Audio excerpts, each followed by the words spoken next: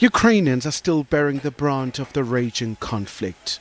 Authorities in Mariupol are hoping to evacuate civilians through 9 humanitarian corridors.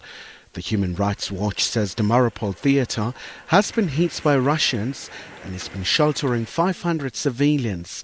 NATO chief says the situation is quite precarious. NATO has a responsibility to prevent this conflict from escalating further. That would be even more dangerous and would cause more suffering, death and destruction.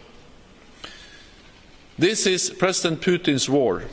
He must stop the war, withdraw his forces and engage in diplomacy in good faith.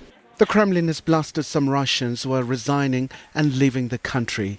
It says they shouldn't be used by the West and labelled them as traitors.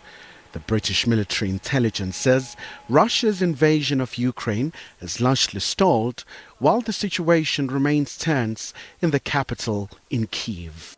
Meanwhile, South African President Cyril Ramaphosa has called for the United Nations Security Council to be reformed and respond promptly to the unfolding crisis. The composition of the UN Security Council in particular does not reflect the realities of the prevailing global landscape.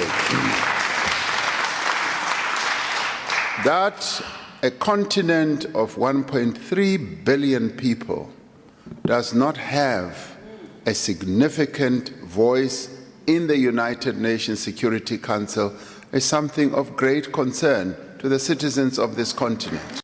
US President Joe Biden has called his Russian counterpart, President Vladimir Putin, a war criminal, and Moscow has slammed Biden, saying this is unacceptable. Khumalo, SABC News, Johannesburg.